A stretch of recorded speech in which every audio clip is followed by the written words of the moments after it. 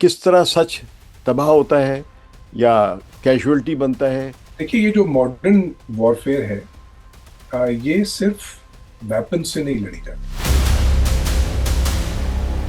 Donald Trump نے بھی کہا کہ ایرانی جو ہے یہ اینیملز ہیں۔ اس کے لیے ضروری ہوتا ہے کہ وہ اپنے ٹارگیٹ کو ڈی ہیومنائز کرے، انسلٹ کرے.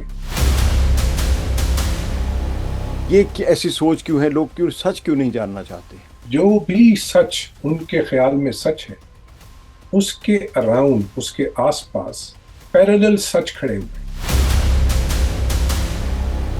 Return of the dark ages جو ہے، تو یہ کیا چیز ہے؟ جس کا استبداد اس لیول پہ ہو کہ وہ جو کہے وہ حرف آخر سمجھا جائے. ہم پھر اس ٹریپ سے نکل ہی نہیں سکیں گے۔ یہ جو خدشہ ہے، بامبنگ ختم ہو جائے گی، مگر یہ خدشہ ختم نہیں.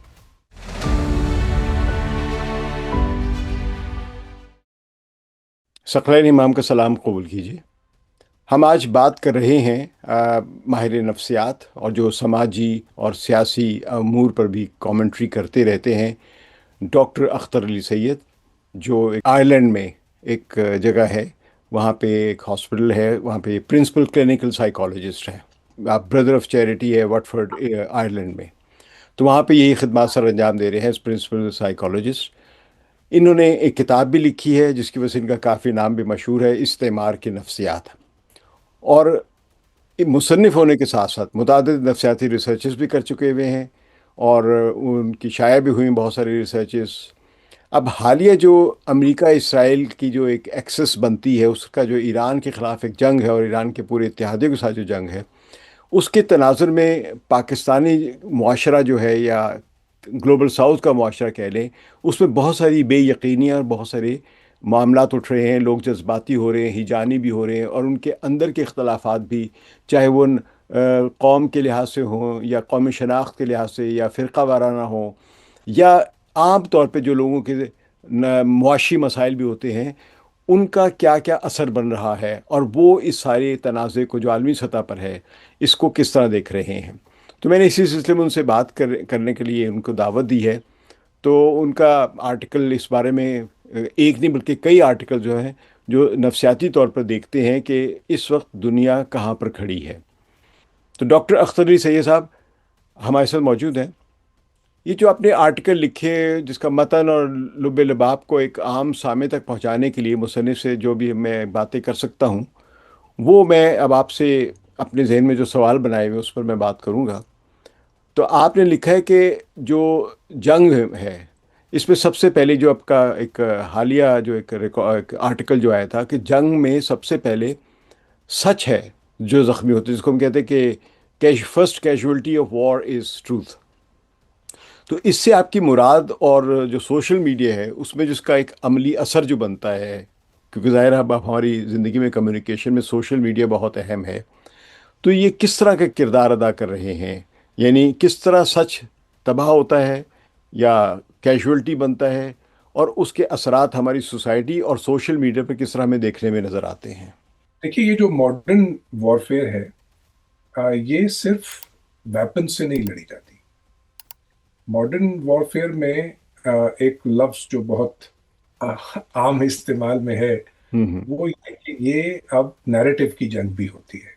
ہوں ہوں اچھا، وہ نیریٹو کی جنگ اس لیے بھی ہوتی ہے کہ اب جو استعماری طاقتیں جنگ جن کا پروفیشن بن چکا ہے، ہوں ہوں جن کے ہاں ایک انڈسٹری کے طور پر لیا جاتا ہے، ہوں ہے، وہاں پر یہ بہت ضروری ہو گیا ہے ان استعماری طاقتوں کے لیے کہ وہ اپنی جنگ کو جسٹیفائی کرنے کے لیے ایک نیریٹو کریٹ کریں. ہوں ہوں اچھا، اس نیریٹو کا مقصد یہ ہوتا ہے کہ جو لوگ ہیں جو اس جنگ کو دیکھ رہے ہیں، ان کے لیے جنگ کو جسٹیفائی کیا جائے، اپنے آپ کو حق بجانب ثابت کیا جائے، ہوں جو ان کے ٹارگٹس ہیں ان کو ایول بنا کے پیش کیا جائے۔ بنا کے پیش کیا جائے، ان کو جتنا زیادہ وحشی اور غیر انسان اور ہاں، جس طرح اسرائیل کے ایک وزیر دفاع نے کہا تھا فلسطینیوں کو کہ وہ اینیمل ہیں، اور اب یہ ڈونلڈ ٹرمپ نے بھی کہا کہ ایرانی جو ہیں یہ اینیملز ہیں۔ جی، اور اس کے علاوہ بھی جو انہوں نے گالیاں بکی ہیں، کو بھی اگر آپ ذہن میں رکھیں تو وہ ایک اس کو ان کے لیے ضروری ہوتا ہے کہ وہ اپنے ٹارگیٹ کو ڈی ہیومنائز کریں، انسلٹ کریں، اور ہر طرح سے ثابت کریں کہ ان کی جو اگریشن ہے وہ ہر لحاظ سے جسٹیفائڈ ہے۔ اس کے لیے وہ ظاہر نیریٹو کریٹ کرتے ہیں۔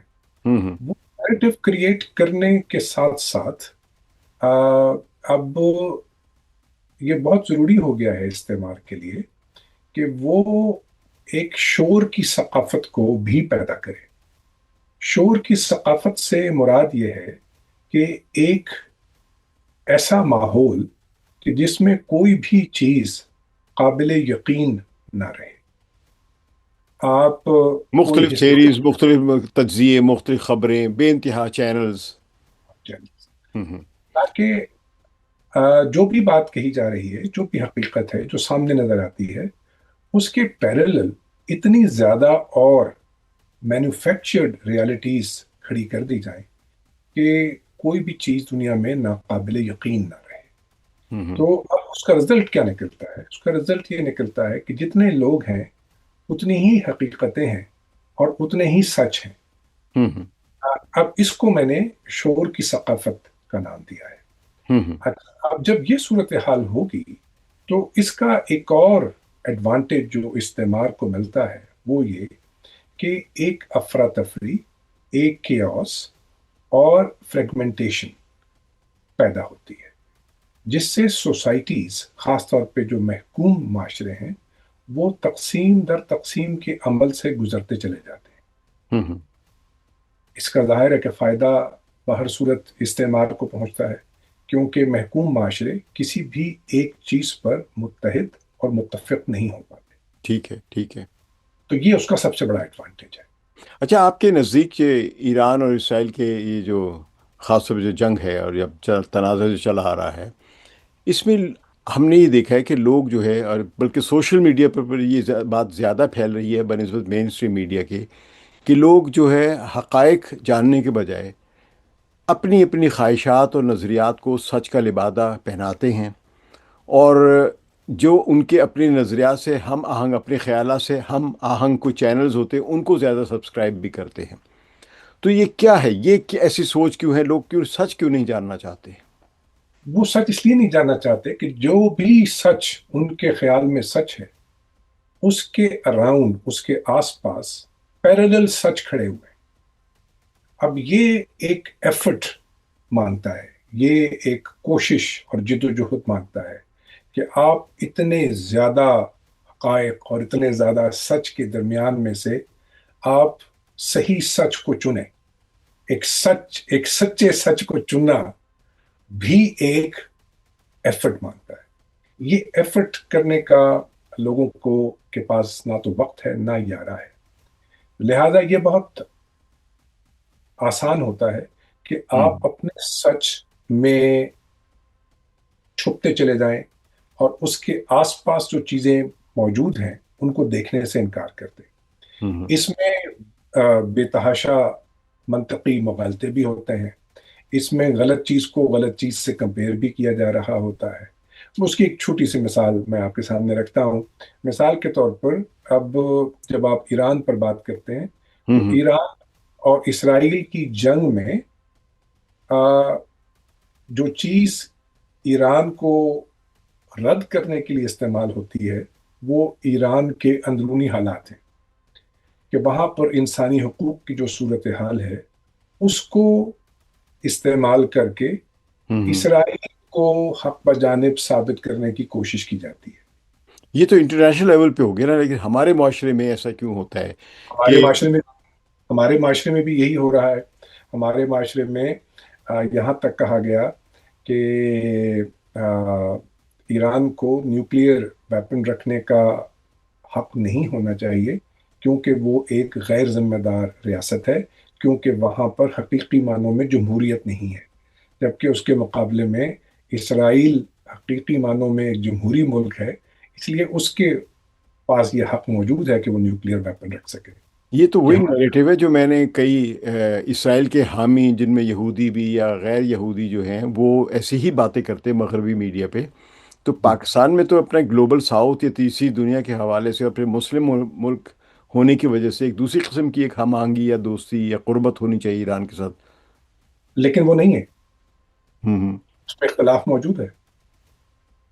تو آپ کے آرٹیکل میں یعنی معاشرے کو ایک ٹوٹا ہوا آئینہ قرار دیا میں نے گیا. کہا جی. ہاں جی، آپ کے آرٹیکل میں.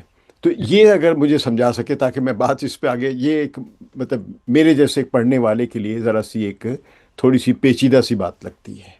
پاکستانی معاشرہ ایک وہ انتشار کا شکار، ایک بکھرا ہوا اور تقسیم در تقسیم کے عمل سے گزرتا ہوا معاشرہ ہے.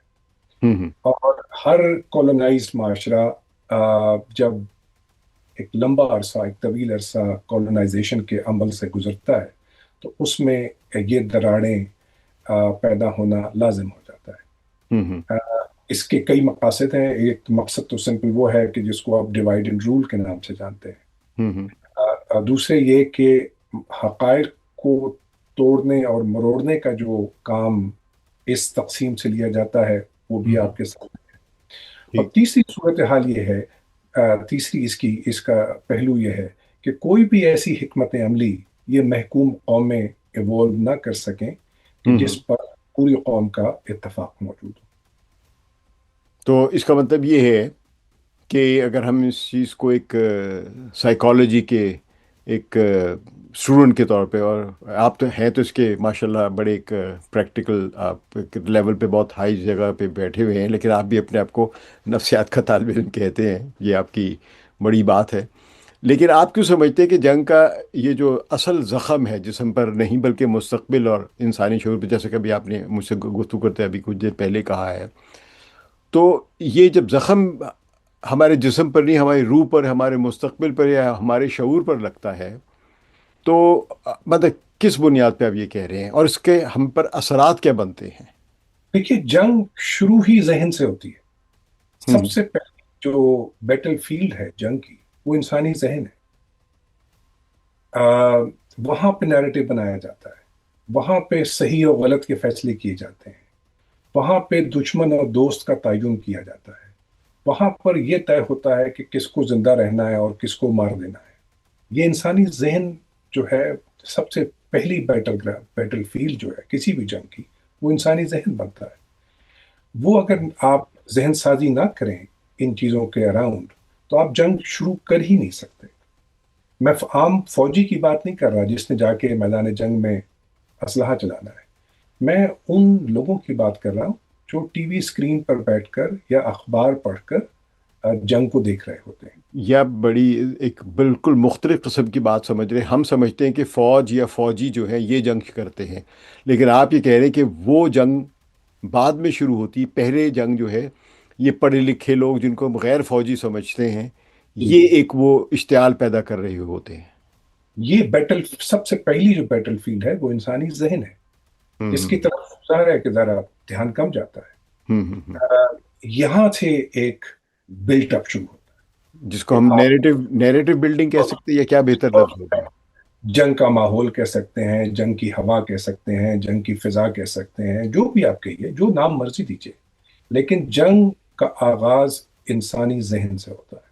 تو اس کا کچھ مطلب یہ لوگ کہ جرنلسٹ جو بڑے خطرناک کردار ادا کر رہے ہیں اگر وہ جنگ کو پروموٹ کر رہے ہوتے ہیں یا جنگوازم جو کریٹ کر رہے ہوتے ہیں. جرنلسٹ ہیں، اس میں سیاستدان ہیں، اس میں مذہبی رہنما ہیں، اس میں عام جس کو آپ پبلک انٹلیکچوئل کہتے ہیں وہ ہیں، وہ سب شامل ہوتے ہیں اس کام میں. اچھا ڈاکٹر اختر علی، پروفیسر خالد سعید جو ہیں، میں ان کی جو ریٹرن آف ڈارک ایجز اس پہ میں اگلا سوال کرتا ہوں یا بعد میں سوال کرتا ہوں، لیکن آپ نے ان کے بارے میں ایک پولی میتھ کے طور پر بیان کیا ہے.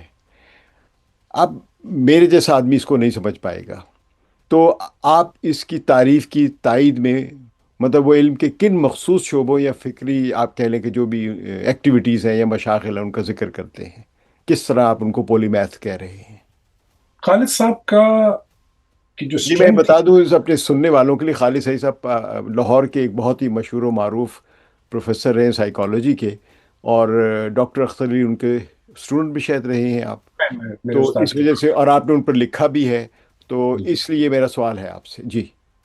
دیکھیے، جیسے ایک ڈاکٹر ہے، اس نے میڈیسن پڑھی ہے، اور وہ چیزوں کو اپنی میڈیسن کی کتاب سے دیکھنے پر قادر ہے، اور وہی اس کی اسٹرینتھ ہے۔ لیکن جب کوئی معاملہ میڈیسن کی کتاب سے باہر نکلتا ہے، کوئی ہوں سوسائٹی کا معاملہ ہوتا ہے، کوئی فلسفے کا معاملہ ہے، کوئی لٹریچر کا معاملہ ہے، تو وہاں طب کی وہ کتاب اس کا ساتھ نہیں دیتی۔ ہوں خالد صاحب کا معاملہ یہ تھا کہ وہ مختلف علوم پر ان کی گہری دسترس تھی۔ مثال کے طور پر ان کی آ، آ، دسترس فلسفے پہ، نفسیات پہ، ان کی دسترس ایجوکیشن پر، لٹریچر پر، مائتھالوجی پر، مختلف مذاہب پر اتنی گہری تھی کہ وہ اس قابل تھے کہ وہ مختلف علوم کو ملا کر کوئی تصویر بنا سکتے تھے، کوئی تھیری تشکیل دے سکتے تھے، کوئی آنے ملٹی والے وقت۔ ڈسپلنری ایک سمجھے اپروچ تھی۔ جی اچھا، میں اب یہاں پہ آپ سے اس کے بعد اس اصل نقطے کی طرف آتا ہوں جس کی وجہ سے ہم خالد سعید، پروفیسر خالد سعید پہ بات کر رہے ہیں، اور آپ سے اس لیے کہ آپ ان کے اسٹوڈنٹ بھی رہے ہیں اور آپ نے ان کی سوچ کو بھی بڑے قریب سے دیکھا اور بیان بھی کیا اپنے آرٹیکل میں جو ابھی دا نیوز میں شائع ہوا تھا پاکستان کے اخبار میں، return of the dark ages جو ہے، تو یہ کیا چیز ہے؟ کیا ان کی تھیری تھی اور یہ کس حد تک آپ دیکھ رہے ہیں؟ کیونکہ جو انہوں نے ایک پریڈکشن دی تھی یا فور کاسٹ تھی ان کی، وہ اب اس کو ہوتا ہوا دیکھ رہے ہیں، تو اس کے اب کیا عوامل یا شواہد دیں گے آپ؟ دیکھیے، ہمارے ہاں عہد تار یا ڈارک ایجز کا جو لفظ استعمال ہوتا ہے، اس پر گفتگو کرتے ہوئے ذرا سے اختلافات موجود ہیں۔ کا اس کی جو مدت ہے، اس کی جو طوالت ہے، اس کے ہوں تعین پر اختلاف ہے۔ مثال کے طور پر بہت سے لوگوں کا خیال ہے کہ یہ 600 سال پر آ، محیط ایک عرصہ ہے، کچھ کا خیال ہے کہ کم از کم 1000 سال۔ یہ وہ عرصہ ہے کہ جب یورپ جو ہے وہ تاریکی میں ڈوبا ہوا تھا، وہاں علم کی ترقی رکی ہوئی تھی، اور چرچ رول کرتا تھا، اور جو حکومتیں ہیں ان کے لیے بھی چرچ کا کہا ہوا لفظ آخری لفظ ہوتا تھا۔ عام آدمی کی زندگی کا ہر پہلو آ، چرچ طے کرتا تھا۔ تو ہوں یہ وہ عرصہ ہے کہ جس کے بعد پھر کلیلیو اور باقی لوگ نکلے اور انہوں نے ہوں ڈارک ایجز کو ختم کیا، یا جن سے وہ رینیسانس، نشت ثانیہ شروع ہوتی یہ ہے۔ انلائٹنمنٹ جب آنا شروع ہوئی انہی کے ذریعے، ٹھیک ہے۔ اچھا، اب ظاہر ہے کہ اس وقت ایک مذہبی ادارہ یعنی چرچ ایک ایسا ادارہ تھا کہ جس کا ایک دبدبہ تھا، اس کا ایک استبداد تھا۔ جو ان سے اختلاف کرتے تھے ان کو زندہ رہنے کا حق حاصل نہیں تھا۔ علمی ترقی کو بری طرح سے متاثر کیا اس پورے 1000 سال میں یا 600 سال میں۔ ہوں اچھا، اب خالد صاحب یہ کہتے تھے کہ اب ہم دوبارہ ڈارک ایجز کی طرف جا رہے ہیں، تو مجھ سے لوگوں نے کہا کہ آپ اس پر ان کے فرمان کی تشریح کیجیے، خالد صاحب نے کیا کہا ہے۔ نہیں، تو میں نے واقعی جی ہوں میں نے اس پہ لکھا، میں نے کہا اب ایسا تو کوئی ادارہ موجود نہیں ہے جس کا استبداد اس لیول پہ ہو کہ وہ جو کہے وہ حرف آخر سمجھا جائے۔ ہوں اب کیا صورتحال ہے؟ تو میں نے اس میں یہ گزارش کرنے کی کوشش کی ہے کہ اب مذہب وہ انسٹیٹیوشن نہیں ہوگا کہ جس کی وجہ سے ڈارک ایجز واپس لوٹیں گے۔ یہ اب بہت زبردست، ہمارا ہاں، مطلب وہ روایتی چیزیں نہیں ہوں گی جو کہ رہی ہیں۔ اب ہوگا اب کلچر کا ریوائول ہے، اب ہوں ریس کا ریوائول ہے۔ ہوں آپ یہ دیکھیے کہ آ، ہماری جو کلچرل اسٹڈیز ہیں ان میں ایک ٹرم بہت کامن ہے جس کو اسینشلزم کہتے ہیں۔ میں نے اس کا اسینشلزم۔ ہوں essentialism، میں نے اس کا ترجمہ جوہریت کیا ہے۔ اچھا۔ آ، اس کا مطلب یہ ہے کہ جو کلچر ہے وہ اپنے ایسنس کی طرف واپس جانا شروع کر دیتا ہے۔ ہوں کلچر جب ترقی کرتا ہے، اس میں نشو و نما ہوتی ہے، تو وہ ایکسپینڈ کرتا ہے، ہوں اور وہ دوسرے کلچرز کی چیزیں اپنے اندر لیتا ہے، دوسرے کلچرز کو متاثر کرتا ہے۔ تو یہ گیو اینڈ ٹیک ہوتا ہے کلچرز کے درمیان۔ اس طرح کلچر گرو کرتے ہیں، ہوں پھیلتے ہیں، اسی طرح زبانیں پھیلتی ہیں۔ ٹھیک۔ بجائے اس کے کہ وہ پھیلیں، وہ اپنی روٹس کی طرف، اپنے ایسنس کی طرف واپس جانا شروع ہو جاتی ہے۔ ہوں میرا آرگیومنٹ یہ ہے کہ جو بریکسٹ تھا ہوں وہ کلچرل اسینشلزم کا شاخسانہ تھا۔ अच्छा। اسی طرح سے ریس کی طرف واپسی ہے. وائٹ سپرمسٹ آپ جانتے ہیں. ہاں، ہم ایک انلائٹمنٹ کے دور سے نکل کر دوبارہ وہی بارہ وائٹ سپریمیسسٹ اور دوسرے ایتھنک گروپس کی پالیٹکس میں آ گئے ہوئے ہیں، ریجنل شناختیں بنتی چلی جا رہی ہیں. تو یہ سب آپ کے خیال میں ڈارک ایجز کے ایک سفر کے رستے ہیں؟ اور یہ جو قوتیں ہیں یہ ہوں اتنی طاقتور ہیں کہ ان کے ہاتھ میں وہ جو ہم کہتے تھے نا کہ روجر بیکن نے کہا تھا کہ علم ایک طاقت ہے.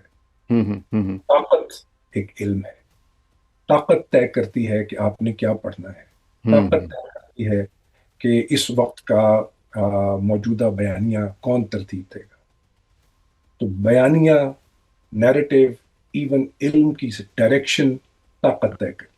آپ مجھ سے پوچھیں گے تو میں اپنے جو میرا شعبہ ہے نفسیات، ہوں اس میں سے آپ کو متعدد ایسی مثالیں دے دے سکتا ہوں میں فی الحال اس جہاں. کو جرنلزم سے زیادہ ریلیٹ اور سماجی جو توڑ پھوڑ ہو رہی ہے اس پر رکھنا تھا، جو کہ خالد سعید صاحب نے فرمایا بھی ہے، یا آپ نے ان کے جو بارے میں جو آرٹیکل لکھا ہے. اچھا، جس طرح آپ نے ریٹرن آف دا یہ ڈارک ایجز کی ایک جو خوفناک ایک تصویر جو پیش کی ہے، اس سے آگے بڑھنے کے لیے یا اس سے بچنے کے لیے بھی آپ نے ان کے آرٹیکل میں ذکر کیا کہ وہ ایک کس طرح انٹلیکچوئل گروتھ جو ہے یہ اس کی آبیاری کی جا سکتی ہے، اور کس طرح کا وہ بیان کرتے ہیں خالد سعید کہ کیسے آگے بڑھا جا سکتا ہے. دیکھیے، ایک تو سمپل سی بات یہ ہے کہ آپ اگر کسی آ، ایک مینس کو آتے ہوئے دیکھ رہے ہیں اور اس ہوں کو انڈرسٹینڈ کر لیتے ہیں، قبل از وقت دیکھ پاتے ہیں، ہوں تو ہوں آدھا بچاؤ تو یہی ممکن ہو جاتا ہے کہ ہوں آپ کا مسئلہ اس کو آتا ہوا دیکھ رہے ہیں. لیکن اگر آپ اس کو آتا ہوا دیکھ بھی نہ سکیں، اور میں جب میں یہ کہہ رہا ہوں کہ آتا ہوا دیکھ بھی نہ سکیں تو میں پاکستان کی مثال نہیں دے رہا، میں افغانستان کی مثال نہیں دے رہا. یہ بات آتی ہوئی ایون اعلیٰ تعلیم یافتہ معاشروں میں بھی نہیں دیکھی گئی. مغرب میں جس کو آپ کہیں گے، جہاں پہ اس وقت وائٹ سپریمیسزم بہت زیادہ بڑھ چکا ہوا ہے. اب اگر آپ ٹاپ یونیورسٹیز کا جائزہ لیں تو آپ دیکھیں گے کہ دنیا کی جو ٹاپ یونیورسٹیز ہیں وہ امریکہ میں ہیں. ہوں اور امریکہ جو ہے وہ ایک شخص کو ووٹ دے کر منتخب کرتا ہے جس کی ذہنی حالت پہ بعد ازاں وہ خود تبصرہ کر رہے ہوتے ہیں. تو ہوں یہ وہ صورتحال ہے یہ کہ پورے معاشرے کی بیماری ہے جو ہمیں ایک صدر کی صورت میں نظر آ رہی ہے، اور جنہوں نے اتنی زیادہ انپریڈکٹیبلٹی معاشرے میں پیدا کر دی ہے کہ کبھی وہ کہتے ہیں کہ میں تہذیب مٹا دوں گا، اور کبھی وہ ایک امن کے بڑے پیغمبر بھی نظر آتے ہیں ہمیں. مثال کے طور پہ وہ چاہے اگلے لمحے میں کچھ ہی کہیں، لیکن جب وہ یہ لفظ بولتے ہیں کہ میں سویلائزیشن کو مٹا دوں گا، تو ہوں آپ آرام سے یہ سوچ سکتے ہیں، ایک بچہ بھی سوچ سکتا ہے کہ ان کو شاید سویلائزیشن کی ڈیفینیشن بھی نہیں پتا، اور ان کو یہ بھی نہیں پتا کہ ہوں سویلائزیشن بنتی کیسے ہیں اور مٹی کیسے ہیں. تو یہ بہت خطرناک ایک مرحلہ نہیں ہماری پوری دنیا کے لیے، بجائے اس کے کہ ہم یہ کہیں کہ ہمارے لیے یا وہاں یا ادھر ادھر. یہی خالد صاحب کہہ رہے تھے اور اسی کی میں نے تشریح کی ہے. ڈارک ایجز کا جو ذکر کرتے ہیں خالد سعید، تو جب انہوں نے دیکھ لیا تھا پہلے ہی سے، تو پھر بھی ان کا معاشرہ اتنا زوال پذیر کیسے ہو گیا؟ امریکہ کو تو چھوڑ دیں آپ. دیکھیے وہ ایک نفسیات کے ایک عام استاد تھے. وہ کسی پاور سینٹر میں بیٹھے ہوئے کوئی پالیسی میکر نہیں تھے. ہوں دانشور کا کام یہی ہے کہ آنے والے وقتوں کے بارے میں لوگوں کو آگاہ کرے، کھول کر بیان کرے، کوئی لگی لپٹی رکھے بغیر چیزوں کو کھول کر عام آدمی کے سامنے رکھے، آ، اپنی باتوں کو کمیونیکیبل بنائے، اور جہاں عام آدمی اپنے آس پاس ہونے والی چیزوں کو نہ سمجھ سکے تو وہ ان چیزوں کو تھیری سے ریلیٹ کر کے یہ دکھانے کی کوشش کرے کہ دیکھیں میں آپ کو یہ بات سمجھا رہا تھا، اس بات کا میری اس بات سے تعلق یہ ہے. جیسے مثال کے طور پر میں نے اپنے کام میں یہ دکھایا ہے کہ ایک ریلوے کراسنگ پر ہوں آ، جس پہ واچ مین نہیں ہوتا، اس پر جب ایک چنچی رکشا جو ہے وہ چڑھتا ہے اور ہوں ٹرین اس کو کچل دیتی ہے، تو یہ ایک سمپل سی ایک ہمارے سامنے ہونے والا ایک کام ہے. اس کو آپ تھیری سے کیسے جوڑ سکتے ہیں؟ یہ ہوں میں نے کرنے کی کوشش کی ہے کہ ایک کالونائز معاشرے میں انسانی جان کی بے وقتی جس لیول پہ پہنچ جاتی ہے، وہاں ہوں پر ایسا ہونا ممکن ہو جاتا ہے۔ کہ لاشیں بکھری ہوئی اور ہم صرف اس کو دیکھ رہے ہیں۔ ہمیں اپنی جان کی بھی پرواہ نہیں ہے، اس لیے کہ ہم اپنی جان کو بھی ایک کموڈٹی سمجھتے ہیں۔ تو ڈاکٹر اختر علی سید، آپ نے جو خالد سعید، پروفیسر خالد سعید کے حوالے سے جس طرح معاشرے کا ایک تجزیہ کیا ہے کہ کس طرح یہ ڈارک ایجز یا تاریکی کی طرف جا رہا ہے، تو آپ نے ایک اور آرٹیکل میں جو جنگی فضا ہے، خاص طور پہ ہمارے معاشرے میں تو کئی دہائیوں سے چل رہا ہے، ٹیررزم بھی ہے، دوسرے مسائل بھی ہیں، لڑائیاں بھی ہیں، فرقہ وارانہ مسائل بھی ہیں، ایتھنک بنیادوں پر بھی ہیں، لیکن آج کل یہ جو ایران پر جو امریکہ اور اسرائیل کی جو جنگ ہے اور جو اس کے نتیجے میں ہم یہ دیکھ رہے ہیں، یہ میں آپ کے الفاظ استعمال کروں جو آپ نے کہے کہ ایک نفسیاتی لرزش، اور اس کے نتیجے میں لوگ تعصبات میں پناہ لیتے ہیں، یعنی ان لائٹن ہونے کے بجائے، جس کا آپ نے تھوڑا سا ذکر ابھی ادھر بھی کیا جب پروفیسر خالد سعید کے بارے میں بات کر رہے تھے۔ تو آپ نے جو موجودہ صورتحال کو محض جغرافیائی نہیں بلکہ ایک نفسیاتی لرزش بھی قرار دیا، تو کیا عوام کا اپنے پرانے نظریاتی اور فرقہ وارانہ تعصبات میں پناہ لینا ایک ایک ڈیفنس یا دفاعی میکینزم نہیں ہم سمجھتے؟ مطلب یہ یہ ہمارے معاشرے کی ایک کمزوری کی علامت ہے، جو حقائق کے بجائے خواہشات، اور جیسا کہ سوشل میڈیا پہ تو بہت زیادہ ہی دیکھ رہا ہوں ایک صحافی کی حیثیت سے، کہ سوشل میڈیا پہ وہ لوگ زیادہ پاپولر ہو جاتے ہیں جو لوگوں کے تعصبات کو زیادہ استعمال کرتے، اس کو جگہ دیتے، گنجائش دیتے ہیں۔ دو باتیں آپ کے سامنے میں رکھتا ہوں۔ ایک تو گزارش یہ ہے کہ جو میرے اسٹیبلشڈ نظریات، عقائد، تعصبات ہیں، ہوں ہوں جو اب ذرا یا دیرینہ تعصبات جو میرے ہیں، ان سے باہر نکل کر ایک نئی رائے قائم کرنا بہت بہادری کا کام ہے۔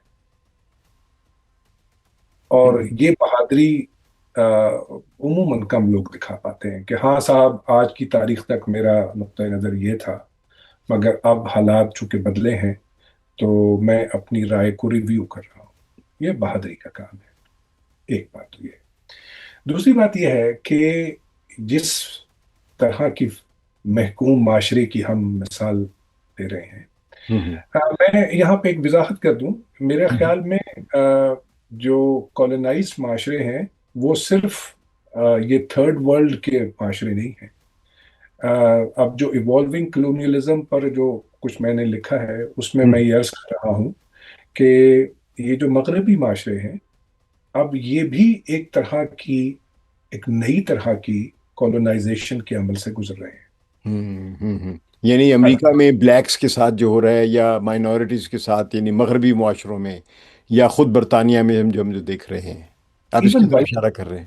ایون وائٹس کے ساتھ ایون اچھا۔ وائٹس کے ساتھ جو کچھ ہو رہا ہے، جس طرح ان کو تقسیم کے عمل سے گزارا جا رہا ہوں ہے، اس طرح سے ملٹی نیشنل کمپنیز آپ ہوں کا ہوں ہوں ہوں ہوں پیسہ استعمال کر کے آ، دوسرے ملکوں پر قبضے کرنے کی کوشش کرتے ہیں۔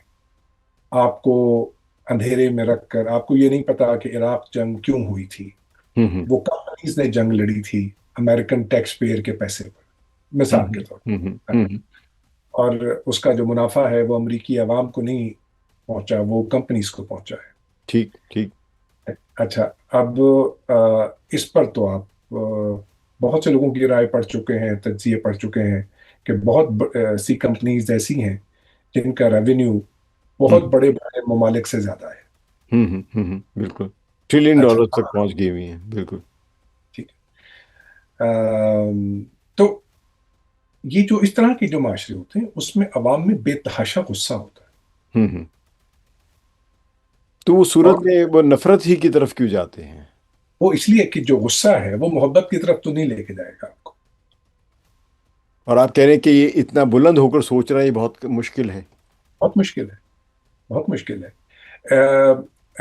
ایک عام فلسطینی ہوں جس کو اسرائیل پہ غصہ ہے، اس کے لیے یہ سوچنا کہ ایک عام اسرائیلی کو کس طرح سے گمراہ کر کر اس کے خلاف استعمال کیا جاتا ہے، ہوں ہوں۔ یہ بہت ہی مشکل کام ہے۔ تو اس میں ہم اب یہی ساری چیزیں جو ہیں، جی اب یہ ظاہر ہے یہ معاملات یا اس قسم کی جہالت یا نفرت یا آپ کہہ لیں کہ تعصب جو ہے یہ تو ہمیشہ سے رہا ہے، لیکن ڈیجیٹل دور کا المیہ اب یہ کیا بن گیا کہ سوشل میڈیا ہے، اور وہ یہی سب جہاں پہ ہم یہ سمجھتے تھے کہ سوشل میڈیا جو ہے یہ آزادی دیتا ہے پیغام رسانی کی، گفتگو کی، مکالمے کی، لیکن یہی سب سے بڑا سچ کا قاتل بن رہا ہے۔ اس لیے کہ میں نے سوشل میڈیا پہ اپنا سچ لکھنا ہے، آپ نے سوشل میڈیا پہ اپنا سچ لکھنا ہے۔ ہوں ہوں اچھا، اس سچ کا جب ٹکراؤ ہوگا تو اس سے کوئی نئی صورت بننی چاہیے، ہوں ہوں لیکن وہ ٹکراؤ نہیں ہونے دیتے، بجائے اس کے کہ وہ مکالمے کی فضا بنے، میں ہوں اپنے سچ کی طرف واپس لوٹتا ہوں اور اس میں جا کے چھپ جاتا ہوں، کیونکہ اس میں جا کے چھپنے میں عافیت ہے، ہوں ہوں ہوں ہوں۔ بجائے اس کے اور کہ وہ مکالمہ ہو اور میرا اور آپ کا سچ آپس میں ٹکرائے اور اس سے کوئی نئی صورت نکلے، وہ آپ کے لیے بھی نئی ہوگی، میرے لیے بھی نئی ہوگی، اور یہ ہوں آپ جانتے ہیں کہ نئی صورتحال کو ایکسپٹ کرنا دل گردے کا کام ہے۔ ہوں ہوں۔ اچھا، آپ یہاں پہ یعنی اب میں ان ٹولز کا جو استعمال ریاست کی سطح پر ہوتا ہے، جیسا کہ آپ نے ابھی بتایا کہ مغربی معاشرے میں بھی کولونائزیشن کا ایک اپنا عمل ہے، اپنا سلسلہ ہے، تو آپ ریاست کو ایک محسوس کرنے والے وجود کے طور پر دیکھتے ہیں، ٹھیک ہے، اور عالمی طاقتوں کی جو دھمکی آمیز لہجے ہیں، اب تو ہم دنیا کی سپر پاور کی جو دھمکی آمیز جو طریقے اور ان کی فوجی قیادت جو ہے وہ جس طرح کے بیان دیتی ہے کہ جاؤ، اگر مجھے اجازت دے تو پاکستان میں بھی کسی نے کہا کہ اگر تم ایران کی حمایت کرتے ہو جاؤ ایران چلے جاؤ، جی تو ان کو کس زاویے سے دیکھیں گے آپ؟ دیکھیے، اس میں دو باتیں ہیں، ایک تو ریاست ہے، پھر ریاستی ادارے ہیں، پھر پھر ملٹی نیشنل کمپنیز ہیں، اسلحہ بیچنے والی فرمیں ہیں، اور حکومتوں کے عہدیدار ہیں۔ ہوں ہوں یہ سب اپنی اپنی سطح پر اپنے اپنے سچ کو پروموٹ کرنے کے لیے سرگرداں ہیں، کوشش میں ہے کہ کسی بھی طرح سے جو آپ کا سچ ہے، جو میرا سچ ہے، وہ آپ مان لیجیے، اور ہوں اگر آپ میرا سچ نہیں مان رہے تو آپ میرے سامنے سے ہٹ جائیں۔ ہوں ہوں۔ یعنی میں آپ کو آپ کے سچ کے ساتھ برداشت کرنے پر آمادہ نہیں ہوں۔ اب جس طرح ہم نے دیکھا ایلان مسک نے جو امریکہ کی سیاست میں، اور سمجھے کہ جب وہ ڈونلڈ ٹرمپ صدر بنے تھے تو اس کے بہت قریب بھی تھے، یعنی بہت طاقتور پوزیشن بھی رکھتے تھے، تو جو انہوں نے برطانیہ کی سیاست میں جو تھوڑی سی مداخلت کی اپنے لحاظ سے، وہ سمجھتے تھے کہ ان کو رائے دینے کا حق ہے کیونکہ وہ ٹویٹر یا ایکس اکاؤنٹ کے مالک بھی، اس بہت بڑا پلیٹ فارم ہے، تو انہوں نے یہاں پہ دو چیزیں کی، ایک تو برطانیہ کی جو انتہائی دائیں بازو کی جو سوچ تھی والے لوگ تھے ان کے آزادی کے حقوق کی بات کی، دوسرا انہوں نے خاص طور پہ پاکستانیوں کے جو سیکس گرومنگ والے واقعات جو کہ ہر نسل میں ہوتے ہیں ایسے واقعات، لیکن انہوں نے پاکستان کی نسل کے لوگوں کو زیادہ ہائی لائٹ کیا، اس پر آپ کس طرح دیکھیں گے؟ میں ایلان مسک کو ایک بہت ہی سگنیفیکنٹ فرد کے طور پہ دیکھتا ہوں اس سارے معاملے میں۔ ہوں دیکھیے، اب تک جو ہم نے دیکھا ہے یا اب تک جو چیزیں ہماری سمجھ میں آئی ہیں، اس میں یہ کہ ایک کاروباری آدمی ہوں کبھی اس طرح کی سائٹس نہیں لیتا، کیونکہ اس نے بالکل بالکل۔ ہر نسل، ہر مذہب اور ہر طبقے کو اپنی پروڈکٹ چیزیں بیچنی اپنی۔ بیچنی ہوں ہوتی، تو وہ اس طرح کی سائٹس نہیں لیتا۔ یہ پہلی دفعہ ہوا ہے کہ ایک کاروباری آدمی نے اوپنلی ہوں اوپن یہ فرق میں کر رہا ہوں، اوپنلی اس طرح سے سائٹس لی ہیں۔ ہوں اس کے بارے میں ایک بہت ہی ویک رائے یہ تھی کہ وہ یہ چاہتے ہیں کہ کسی طرح سے یہ جو امیگرنٹس ہیں یہ یہاں سے نکلیں، اور ان کے نکلنے پر وہ اپنے وہ روبوٹس بیچ سکیں جو وہ اس وقت لانچ کرنا چاہ رہے ہیں، کہ یہ جو ہاؤس ہولڈ کی के काम है जो वो वर्किंग क्लास इमिग्रेंट्स की है, जो काम कर रहे हैं, उनकी जगह अपने रोबोट्स बेचना के लिए वो एक नफरत पैदा कर रहे हैं। ये बड़ा पैदा अहम कर। नुक्ता है आपका, मैं इसको ज़रा और थोड़ा सा समझना चाहूँगा आपसे। तो एक राय ये है कि वो ये चाहते हैं कि जो ब्रिटेन में ये जो लेबर क्लास है या जो घरों में छोटे मोटे काम करते हैं, इनके लिए उन्होंने रोबोट्स बनाए हैं। हम्म। और वो रोबोट्स खासे सस्ते हैं, वो जिसको वो लॉन्च करने जा रहे हैं। तो इन अगर ये निकल जाएंगे इस तरह के लोग, तो वो हम्म। रोबोट्स लॉन्च करने में उनको आसानी होगी। मेरे ख्याल में ये एक वीक आर्गुमेंट है। हम्म। वो वीक इसलिए है कि ये रोबोट्स, जितने रोबोट्स पैदा करने की कैपेसिटी उन्होंने बना ली है, वो सारे के सारे बर्तानिया में नहीं खपेंगे। उसके लिए हम्म। उनको दूसरे मुल्कों की मार्केट भी चाहिए होगी। अगर वो इस तरह से साइड्स लेकर लोगों को अपने खिलाफ करेंगे, तो हो सकता है उनको दूसरे मुल्कों में अपनी प्रोडक्ट्स मार्केट करने में दुश्वारी हो। तो ये ये तकरीबन। उसके अलावा कुछ और है। हम्म। ये क्या है, मुझे नहीं पता। इसलिए कि उन्होंने जिस रैली में पार्टिसिपेट किया है, वो रैली सिर्फ एंटी इमिग्रेंट्स नहीं थी, वो प्रो इजरायली भी थी, और वो एंटी पाकिस्तानी भी थी खास तौर पर। तो ये कुछ इंडिकेट करता है। इतने बड़े कारोबारी आदमी के हम्म। वो दुनिया के पहले आदमी हैं जिनकी जो वेल्थ है वो ट्रिलियन डॉलर से ऊपर चली गई है। जी जी जी। अच्छा, मैं ज़ाहिर है हमारा आज का मौजू असल में यही है, इस तरफ फोकस करना है, क्योंकि जंग के एक ऐसे दौर से हम गुजर रहे हैं जिससे हम सब मुतासर हुए हैं। और बल्कि हमारा जो खित्ता बनता है, यानी पाकिस्तान, अफ़गानिस्तान, इंडिया, ईरान और इस तरह का जो सेंट्रल एशिया तक भी कह लें, इसमें इन गुज़िश्ता 50-60 सालों में बड़ी तोड़ फोड़ हुई है।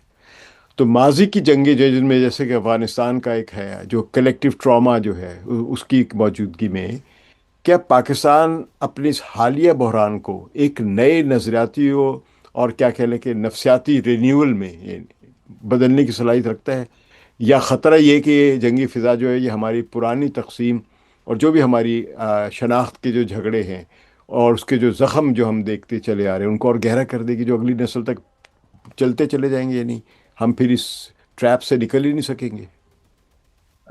देखिए, बाज़ औक़ात वक्ती कामयाबियों से हमें ये लगता है कि शायद आइंदा का सफ़र सहल होने जा रहा है हम्म। वक्ती कामयाबियों से। जैसे अभी सफारती महाज पर पाकिस्तान को बड़ी अहम कामयाबी मिली है। हम्म। लेकिन क्या पाकिस्तान इस वक्ती कामयाबी को एक तवील मुद्दती कामयाबी में तब्दील करने पर अ, अपने आप को तैयार कर पाएगा या नहीं कर पाएगा? मुश्किल ये है सर कि ये जो साइकोलॉजिकल मामले हैं, खासतौर पर ट्रॉमा के और डिवीजन के, जो सोशल डिवीजन के जो मामले हैं, सबसे पहला काम इनकी रियलाइजेशन है हम्म। कि आप ये महसूस करें कि सोसाइटी ट्रॉमाटाइज्ड है।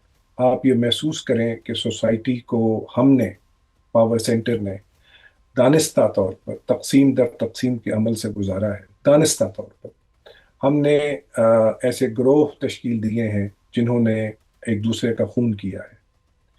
अब ये रियलाइजेशन के बाद, अब आप ये सोचकर ऐसी हिकमत अमली की तरफ बढ़ते हैं कि जहां पर आप पुरानी गलतियां नहीं दोहराते। बदकिस्मती से ये ट्रेंड रियलाइजेशन का और गलतियों को ना दोहराने का, ये ट्रेंड अभी तक सरफेस पे कम से कम मुझ जैसा आदमी तो नहीं देखा। मेरा ख्याल हमारे जो इस ट्रॉमा का एहसास इदराक करना जो है वही नज़र नहीं आ रहा है। हमने मेरे अब हुकूमत की अपनी रिपोर्ट से हैं कि कम से कम 80,000 अफराद जो हैं इस, जिसको हम दहशत गर्दी कह लें या जिहाद कह लें या टेररिज्म की मुख्तलिफ इस्तलाहात दे रहे हैं, लेकिन इन सब में हम सब ने तस्वीरों में बहुत से लोगों ने खुद देखा है, और लेकिन तस्वीरों और विजुअल्स में या वीडियोस में की क्लिप्स में तो लाखों करोड़ों लोगों ने शायद देखा है कि लोगों की हलाकत हो रही है, हम डेड बॉडीज देख रहे हैं। और हम आम तौर पे ये समझते हैं कि हाँ हमने ये देखी तस्वीर और अगले दिन हम ठीक हैं। क्या ये ऐसा ही है? एक ये एक फैलेसी है। ये एक फैलेसी है। मिसाल के तौर पर, मैं चूंकि ट्रॉमा मेरा एक टॉपिक है जिस पर मैं बहुत काम करने की कोशिश करता रहता हूँ। ट्रॉमा जरूरी नहीं है कि खुद मुझ पे गुजरा हो। मैं जब टेलीविजन पर मेरे सामने स्क्रीन पर एक इज्तिमा में की कवरेज हो रही थी, और वहां पे एक ब्लास्ट होता है, अब वो मेरे सामने हुआ है, हम्म। मैं वो वहां नहीं हूँ, और मैं जख्मी भी नहीं हुआ, लेकिन वो ब्लास्ट मेरे सामने हुआ है। हम्म। मैं एक बच्ची को हेल्प कर रहा था। उस बच्ची के वालिद जहाज में ट्रेवल कर रहे थे, और टर्बुलेंस हुई, और जहाज वो खासी ज्यादा टर्बुलेंस हुई, और जहाज बहुत मुश्किल से बचा। उन्होंने वालिद ने आके ये कहानी बच्ची को सुनाई, और बच्ची का डायग्नोसिस था पीटीएसडी, पोस्ट सिर्फ ट्रॉमेटिक बाप की कहानी सुन के। आपकी कहानी सुनकर। तो ट्रॉमा को हमने प्रॉपरली अंडरस्टैंड भी नहीं किया। ट्रॉमा के लिए जरूरी नहीं है कि मैं गुजरूं ट्रॉमा से। मेरा या मैं कोई रोता हुआ नजर आऊं हर वक्त। वक्त होता होता मैं मेरा कोई अजीज गुजर सकता है। हम्म। पाकिस्तान में कितने घराने ऐसे हैं जहां खानदानों के कुछ अफराद या एक फर्द इस सेक्टेरियन किलिंग में निशाना बना है, जख्मी हुआ है। मेरे अपने खानदान में लोग निशाना बने हैं। तो अब ये कैसे मुमकिन है कि मैं वो सब कहानियां सुनूं अपने खानदान में, और अपने खानदान के लोगों से मुताल्लिक वो कहानियां सुनूं, और मुझ पर उसका असर ना हो। अब मैं यहाँ पे एक मेरे ज़हन में हमारा अब काफ़ी वक्त हो गया इस प्रोग्राम में, लेकिन मैं एक चीज़ समझना चाह रहा हूँ कि हम आम तौर पे इन गुफ्तगू को, यानी ख़ास तौर पे ये ट्रॉमा पे बात हो रही है, जंग असरात, नफ़रतें, सियासत के जो तकसीम दर तकसीम की बातें जिस तरह हुई हैं, इनके नतीजे में जो एक कौमी सोच, या इस एक कौम में एक बहुत सारे अफराद की सोच जो बनती है, जिसमें उनका आप ट्रॉमा कह लें, उनकी तासुबात गहरे होते हैं, उनमें रेसिज्म पैदा होता है इस जदीद दौर में भी। तो इसका, अगर मैं यूं समझूं कि अपनी बात समझने के लिए अगर मैं आपसे यूं कहूं कि इसका कोई हमारी पैदावारी सलाहियत, या तालिब इल्म की इल्म हासिल करने की सलाहियत, या डॉक्टर की इलाज करने की सलाहियत, या एक सिविल सर्वेंट की लोगों की खिदमत करने की सलाहियत, या किसी कारोबार करने वाले को प्रॉफिट या बिजनेस करने की सलाहियत, क्या ये सलाहियतें मुतासर होती हैं जिसके नतीजे में बहुत नुकसान होता है? ये नामुमकिन है कि एक फर्द जो एक ऐसे माशरे में रह रहा हो कि जहां सरकारी आदाद शुमार के मुताबिक 80,000 अफराद, ये सिर्फ एक डेकेड की फिगर्स हैं, ये हम्म। जो आपको मालूम होगा, जी जी। ये एक डेकेड्स की फिगर्स हैं। ये जो हमारे यहाँ दहशतगर्दी वाला जो सिलसिला है, ये अर्ली एटीज से शुरू हो चुका था। आपको याद होगा हम्म। कराची में जिस तरह के वाकयात हो रहे थे, वहां हाँ, से शुरू अर्ली हुआ। एटीज़ में ज़्यादातर जो उस वक्त सूबा पख्तून, जिसको अब आज हम सूबा खैबर पख्तूनख्वा कहते हैं, पहले सूबा सरहद कहलाता था, उधर ज़्यादा महदूद था उस इलाके में। लेकिन अस्सी कराची की में भी, 80 के सेकंड हाफ में ये फिर कराची, कराची में, लाहौर और बहुत सारी जगहों पे फैल गया था। अच्छा। अब मैंने ये लिखा है कि अ, आप खुदा न खास्ता आप हालत जंग में हैं, और बॉम्बिंग हो रही है, और उस बॉम्बिंग से बचने के लिए आप किसी बंकर में हैं, या किसी खंदक में हैं, किसी ट्रेंच में हैं। वो जंग तो खत्म हो जाएगी, बमबारी, बॉम्बिंग बंद हो जाएगी, आप निकल आएंगे, एक नॉर्मल जिंदगी गुजारना शुरू कर देंगे। मगर जंग का जो माशरा आपने तश्कील दिया है, ये जो दुनिया है कि हम्म। जिसमें किसी भी वक्त आप इस खदशे से बेनियाज नहीं हो सकते कि किसी भी वक्त यहाँ जंग छिड़ सकती है। हम्म। ये जो खदशा है, बॉम्बिंग खत्म हो जाएगी, मगर ये खदशा खत्म नहीं होगा। ये वो और खदशा है जिसकी तरफ मैं इशारा कर रहा हूँ। हम्म। ये खदशा खत्म नहीं होगा। ये सिर्फ मैं ईरान की बात नहीं कर रहा हूँ। ईरान के लोगों के लिए तो ये खदशा है ही, और ये पिछले 40 45 50 सालों से है। हम्म। मैं यहाँ बैठे हुए यूके में, आयरलैंड में बैठे हुए लोगों की बात कर रहा हूँ। मैं जब काम पे जाता हूँ, लोग इसी जंग की बात कर रहे हैं। वो पहले किचन में लंच पर बैठकर कुछ और बातें करते थे। हम्म। कहीं जा रहे हैं, छुट्टियां मनाने जा रहे हैं, कुछ कपड़े खरीद रहे हैं, कोई मूवी देखी है, कोई फुटबॉल मैच पे जा रहा है। अब वो बात नहीं हो रही। وہ جنگ کی بات ہو رہی ہے. یہ ہزاروں میل دور بیٹھا ہوا آدمی یہ جنگ کی بات کیوں کر رہا ہے؟ اس لیے کہ وہ جنگ گو ایک محدود خطے میں ہو رہی ہے، مگر اس کا اثر، اس کا خدشہ آئرلینڈ میں بیٹھا ہوا شخص محسوس کر رہا ہے. ظاہر ہے اس جنگ میں تو تیل کی جو قیمتیں بڑھ رہی ہیں اس پہ تو ہر گھر کا چولہا جو ہے وہ متاثر ہو رہا ہے۔ آج آئرلینڈ کے بڑے شہر، جتنے بھی بڑے شہر ہیں سب میں یہ پرائس ہائک کے خلاف مظاہرے ہو رہے تو تھے. ڈاکٹر صاحب آپ سے کافی ساری یہ باتیں ہوئی ہیں، اور یہ باتیں اس لیے ضروری ہے کہ ہم سب سمجھ سکیں کہ اس قسم کے جو نفسیاتی خوف، خدشات یا ٹراما جو ہیں ان کے ہماری اجتماعی سوچ پر کیا اثر بنتے ہیں۔ لیکن ایک وہ چیز ہے جو ہو رہی ہے، اور ایک وہ ایسی چیز ہے جس کو روکا جا سکتا ہے۔ مثلا یہ کہ ہمارے اتنے بڑے بڑے لیڈرز یا اتنی بڑی طاقتور سپر پاور کے سربراہ جو ہیں، وہ اپنے بیانات سے اتنی زیادہ بے یقینی پیدا کرتے ہیں کہ جس سے ہمیں سمجھ بھی نہیں آتا کہ جنگ بڑھ رہی ہے، جنگ رک رہی ہے۔ پرسوں تک ہم یہ سوچ رہے تھے کہ ایک تہذیب تباہ ہونے جا رہی ہے، کل شام کو محسوس ہوا کہ اب امن آ رہا ہے، آج پھر لگ رہا ہے کہ امن خطرے میں ہے۔ تو یہ جو ایک بے یقینی نظر آ رہی ہے، اس کا ہم کس طرح سمجھ سکتے ہیں، کس طرح اس کا علاج کر سکتے ہیں؟ ہم ان لیڈروں کو تو نہیں روک سکتے، لیکن خود کیسے محفوظ ہو سکتے ہیں؟ ایک تو اس کے اسباب دیکھیے. پہلا ایک سبب جو اب تو بہت سے لوگوں نے ہائی لائٹ کر دیا ہے کہ آپ کی جو مارکیٹ ہے وہ اس طرح کے بیانات سے بہت تیزی سے اور بہت شدت سے متاثر ہوتی ہے. ہوں اسٹیٹمنٹ آج جو دی گئی ہے اس کے 10 منٹ کے اندر اندر مارکیٹ کس طرح اوپر نیچے ہوتی ہے اس کا آپ کو اندازہ ہے. ہوں اب تو باقاعدہ لوگوں نے یہاں تک کہا ہے کہ یہ کیلکولیٹ کر کے اسٹیٹمنٹ دی جاتی ہیں خاص تاکہ موقع پہ خاص دن۔ پہ تاکہ کچھ لوگ جو ہیں وہ جا کے مارکیٹ میں اس وقت انویسٹ کریں یا اس وقت وہاں سے اپنا پیسہ نکالیں. ایک تو یہ اہم ریزن ہے کاروباری. دیکھیے، اہم بات یہ ہے کہ استعمار کبھی نہیں چاہتا کہ اسٹیبلٹی، استحکام ہو، ایک یقینی صورتحال ہو کیوس۔ جس میں لوگ آرام سے بیٹھ کے سکون کا سانس لیں اور یہ محسوس کریں کہ آنے والا کل بھی محفوظ ہوگا. وہ نہیں چاہتے. عدم استحکام، کیوس، کنفیوژن، یہ کلونیلزم کا خاصہ ہے. یہ جو ایوولو کلونیلزم ہے جس میں ہم رہ رہے ہیں، ہوں اس میں اب یہ قریباً ناممکن ہو گیا ہے کہ آپ ایک ایسے معاشرے میں رہیں کہ جہاں ہوں پر آپ کو یہ یقین ہو کہ آنے والا کل محفوظ ہوگا. شکریہ ڈاکٹر اختر علی سید، پرنسپل سائیکالوجسٹ ہیں آئرلینڈ کے ایک ہاسپٹل میں۔